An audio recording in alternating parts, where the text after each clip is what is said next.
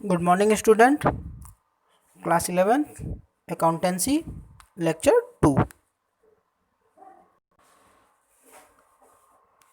Next first chapter में हमने एक बेसिक अकाउंटिंग टर्म के बारे में पढ़ा था और मैंने आपसे कहा था कि कुछ कीवर्ड्स हमें जानने ज़रूरी हैं। जब तक हम इस कीवर्ड्स को जान जाएंगे तो हमें जब चैप्टर नंबर 1 को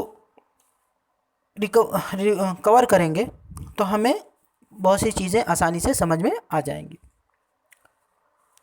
तो स्टार्ट करते हैं हम आज के नेक्स्ट टॉपिक से। हमारा नेक्स्ट टॉपिक आज का है लायबिलिटीज़। लायबिलिटीज़ क्या होता है? I refer to the amount honoured by the business. क्या बोल रहा है? ऑनर्ड बाय द बिजनेस, और ब्रैकेट में दिया है पेबल, यानी वह अमाउंट जो बिजनेस के लिए या बिजनेस किसी को पे करता है, वो अमाउंट लायबिलिटीज़ कहलाती है। अब पूछोगे कि बिजनेस किसको पे करता है? भाई, बिजनेस कोई भी सामान खरीदता तो है, उधार भी लेता है। तो जब वो किसी को से सामान खरीदेगा, उधार लेगा या उसको पैसे की ज़रूरत पड़ेगी तो किसी से पैसा भी लेगा। तो जो कुछ उसने लिया है उसको पे भी करेगा। तो बिजनेस जो अमाउंट पे करता है या पे उसके लिए जो पेबल होता है वो अमाउंट लायबिलिटीज़ कहलाती है। वो अमाउंट लायबिलिटीज़ कहलाती है। अब लायबिलिटीज़ दो तरीके की आती है। एक आती है इंटरनल लायबिलिटीज़ और दूसरी आती है एक्सटर्नल लायबिलिटीज़। इंटरनल लायबिलिटीज़ क्या होती है? Liabilities toward owner is internal. क्या बोला है? Liabilities toward owner is internal liabilities, यानी वो लायबिलिटीज़ जब बिजनेस अपने ऑनर से, ध्यान रखना, जब बिजनेस अपने ऑनर से यानी अपने मालिक से जो पैसा या नेटवर्थ लेता है वो बिजनेस के लिए इंटरनल लायबिलिटीज़ होती है। यानी बिजनेसमैन जितना भी पैसा बिजनेस में लगाता है या बिजनेस का मालिक जितना भी पैसा बिजनेस में लगाता है वह पैसा बिजनेस के लिए लायबिलिटीज़ होती है। हम आपको पहले ही बताते, अब ध्यान रखना इसमें बात कि बिजनेसमैन और बिजनेस दोनों ही अलग अलग चीज़ें होती हैं, दोनों ही अलग सेपरेट एंटिटी होती हैं। बिजनेस एक अलग एंटिटी होती है और बिजनेसमैन एक अलग एंटिटी होता है, इसको ध्यान रखना। इसीलिए लायबिलिटीज़ भी दो तरीके की होती है, एक इंटरनल लायबिलिटीज़ होती है और एक्सटर्नल लायबिलिटीज़ होती है। और उसीलिए बिजनेस अपने मालिक से जो भी पैसा लेता है वो उसके लायबिलिटीज़ कहलाती है। अब नेक्स्ट आता है external liabilities. Liabilities toward outside is external liabilities. जब बिजनेस अपने किसी बाहर के लोगों से पैसा या नेटवर्थ लेती है उसे हम एक्सटर्नल लायबिलिटीज कहते हैं। क्या कहते हैं? External liabilities. जब बिजनेस अपने बाहर के लोगों से कोई भी पैसा या नेटवर्थ लेती है तो वो एक्सटर्नल लायबिलिटीज कहलाती है। अब बात करते हैं कि लायबिलिटीज के कितने क्लासिफिकेशन होते हैं, फर्दर क्लासिफिकेशन कितने होते हैं। तो इसमें दो तरीके के क्लासिफिकेशन आते हैं। पहला क्लासिफिकेशन नॉन करंट लायबिलिटीज, दूसरा current liabilities. Non current liabilities, they are those liabilities the amount of which are payable after a period of more than 1 year। more than 1 year, ऐसी लायबिलिटीज जिसको हम 1 साल से ज़्यादा के वक्त में पे करते हैं वो नॉन करंट लायबिलिटीज़ होती हैं। जैसे आपने किसी ने बहुत सारा अमाउंट लोन ले लिया, 5 करोड़ लोन ले लिया, तो क्या वो 5 करोड़ लोन 1 साल में चुकाया जा सकता है? नहीं, उसको चुकाने के लिए हमें टाइम मिलता है, 1 2 साल 3 साल 4 साल का वक्त मिलेगा, जिसमें हम धीरे धीरे वो लोन को चुकाएंगे। तो ऐसी लायबिलिटीज़ जिसमें वक्त मिले और उसको हम 1 साल से ज़्यादा के वक्त टाइम में पे करें, तो ऐसे लायबिलिटीज़ को हम नॉन करंट लायबिलिटीज़ कहते हैं। दूसरा आता है करंट लायबिलिटीज़। करंट लायबिलिटीज़ क्या होती है? They are those liabilities amount of which must be payable within 1 year. ऐसे अमाउंट या ऐसी लायबिलिटीज़ जो 1 साल के अंदर पे की जाती है, उसे हम करंट लायबिलिटीज़ कहते हैं। वो लायबिलिटीज़ छोटे छोटे होते हैं, जैसे short term loan, credit purchase etcetera.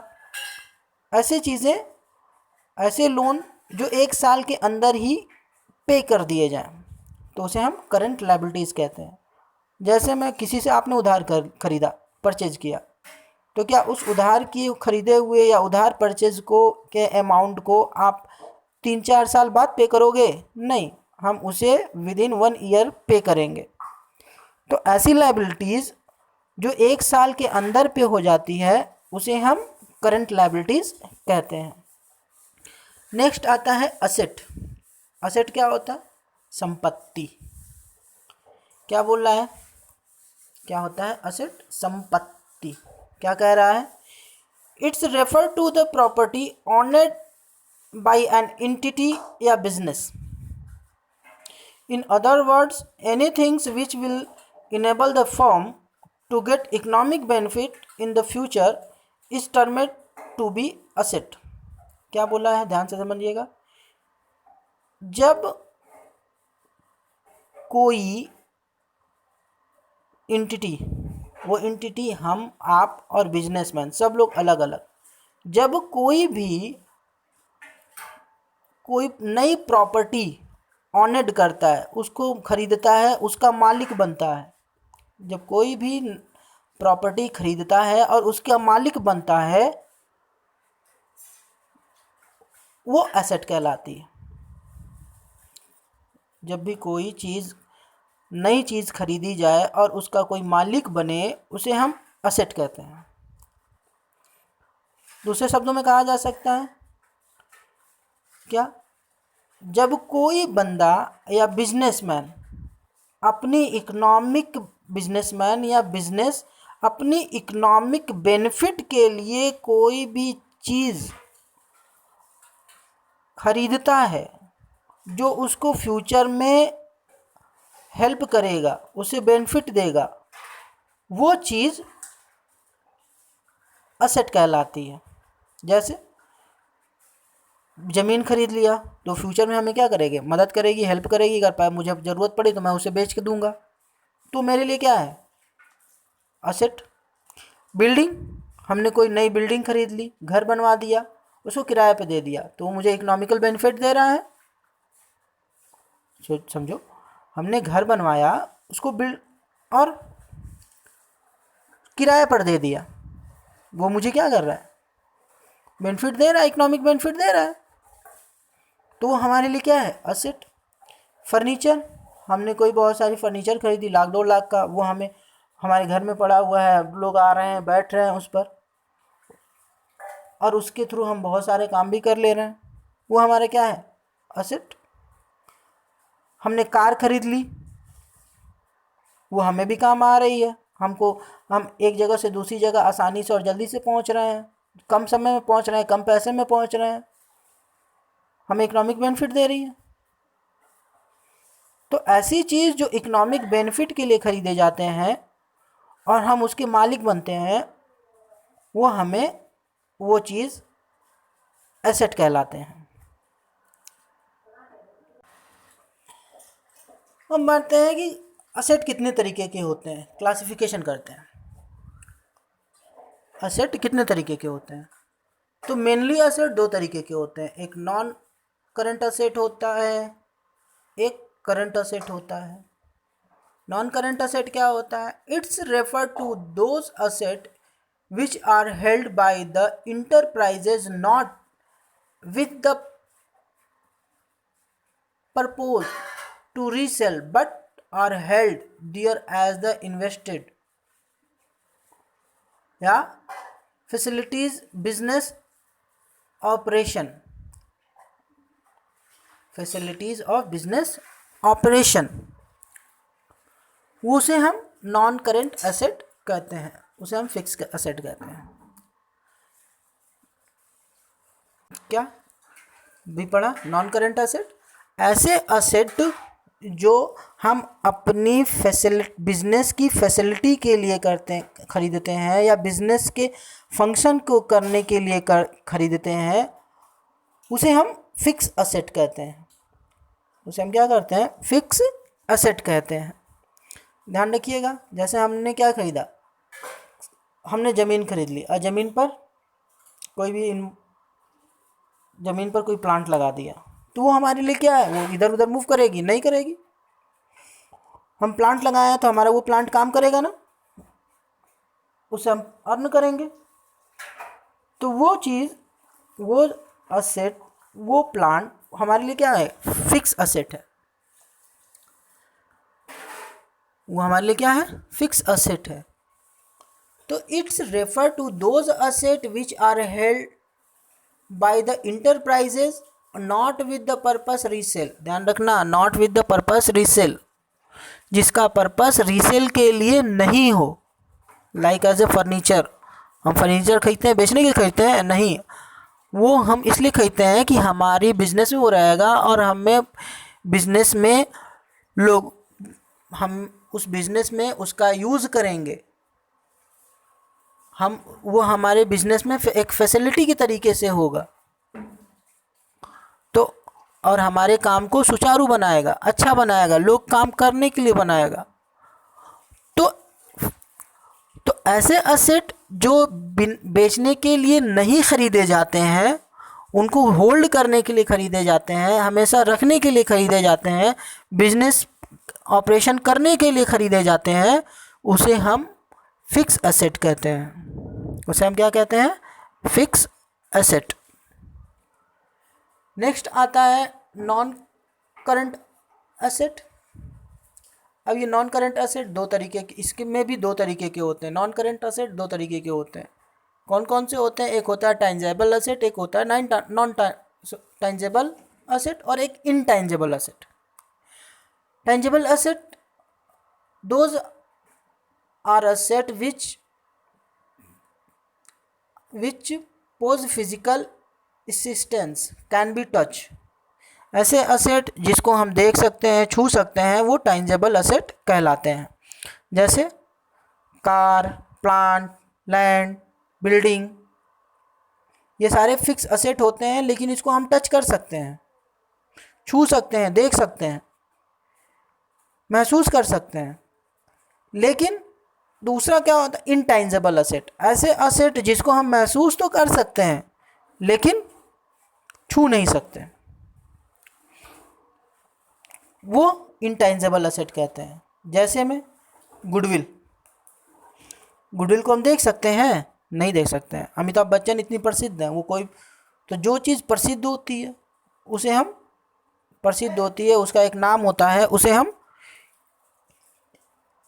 जिसकी गुडविल हो जाती है, उसे हम इनटांजिबल एसेट कहते हैं। जैसे रिलायंस का बहुत बड़ा नाम है ना, जिसके थ्रू हम सारे काम, उसका नाम सुनते ही उसके प्रोडक्ट पर विश्वास करने लगते हैं। टाटा का नाम है ना, उसका नाम सुनते ही हम उस पर विश्वास कर लेते हैं। तो उसका जो ये विश्वास हो रहा है, वो गुडविल की वजह से हो रहा है। क्या हम उस गुडविल को देख सकते हैं, छू सकते हैं? नहीं छू सकते हैं, ना देख सकते हैं, हाँ, लेकिन उसे महसूस कर सकते हैं। तो ऐसे एसेट, उसे भी हम, और वो भी एसेट के में आता है। नेक्स्ट आता है करंट एसेट। करंट एसेट क्या होता है? They are those asset which held by the business with the purpose of converting them into the cash within short period of time. Current asset ऐसे असेट होते हैं जिसको हम कम से कम टाइम में कैश में कन्वर्ट कर सकें, कम से कम समय में कैश में बदल सकें, उसे हम करंट एसेट कहते हैं। उसे हम कौन सा एसेट कहते हैं? करंट एसेट कहते हैं। ऐसे एसेट जिसको हम कैश में बदल सकते हैं उसे हम करंट एसेट कहते हैं। जैसे बहुत सारे डॉक्यूमेंट होते हैं, शेयर होते हैं, शेयर को हम क्या करते हैं? बेच देंगे, तुरंत कर एसेट पैसा आ जाएगा। शेयर होता है ना, शेयर को क्या किया? तुरंत बेच दिया, और जैसे ही बेचेंगे क्या हो जाएगा? पैसा आ जाएगा। तो ऐसे एसेट जो हमारे पास तो हैं लेकिन हम उसे तुरंत बेचने के लिए कर देते हैं तो वो कैश में कन्वर्ट हो जाते हैं। शेयर हो गया, बॉन्ड हो गया, कैपिटल या इन्वेस्टमेंट पेपर हो गया, गोल्ड हो गया, जिसको हम रखे हुए हैं, गोल्ड को क्या किया? बेच दिया, तो वो तुरंत हमारे पास उसका क्या हो जाएगा? कैश में कन्वर्ट हो जाएगा। तो ऐसे सभी एसेट जो जल्दी से जल्दी कैश में कन्वर्ट हो जाते हैं उसे हम करंट एसेट कहते हैं। Fictitious asset, they are those asset which are neither tangible या intangible asset. They are the losses not written off in the year which they including but more than 1 year. fictitious asset, उसे हम क्या बोलते हैं? fictitious asset, ऐसे asset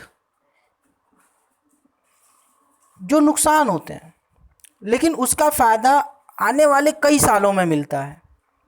ध्यान से सुनना, ऐसे असेट जो आज तो कर दिया वो हमारे लिए क्या हो जाते हैं? नुकसान हो जाते हैं, लेकिन उसका फ़ायदा आने वाले कई सालों में मिलता है, तो वो फिक्टिशियस एसेट कहलाते हैं। Suppose like as a advertisement, हमने कोई भी एडवर्टीज़मेंट बनवाया, अब उस एडवर्टीज़मेंट को बनवा लिया, अमिताभ बच्चन से एडवर्टीज़मेंट बनवा लिया या शाहरुख खान से एडवर्टीज़मेंट बनवा लिया।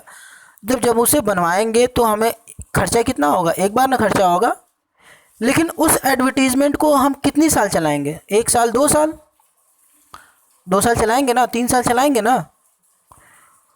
तो वो 2 से 3 साल तक जब हम उस एडवर्टीज़मेंट को चलाएंगे तो उसका फ़ायदा भी हमें 2 से 3 साल तक मिलेगा, लेकिन खर्चा क्या हुआ? जो नुकसान हुआ वो इसी साल हो गया, और उसका फ़ायदा आने वाले 2 से 3 सालों तक मिलता रहेगा। तो ऐसे नुकसान का फ़ायदा जो जिनका ऐसे इन्वेस्टमेंट या ऐसे नुकसान जिनका फ़ायदा हमें 2 से 3 साल तक मिलता रहता है उसे हम फिक्टिशियस एसेट कहते हैं। जैसे प्रचार तो कर लिया, अब प्रचार 3 साल तक चलाएंगे, लोग उसको देखेंगे और हमारा प्रोडक्ट खरीदेंगे, तो इससे क्या होगा? हमारा इनकम बढ़ेगा, हमारी कैपिटल इंक्रीज करेगी। तो वो ऐसे चीज़ें फिक्टिशियस एसेट कहलाती हैं। Thank you. Next lecture second day, तब तक आप इसको अच्छे से रीड करिए, पढ़िए और पूरी तरीके से इसको नोट कर जाइए। Thank you.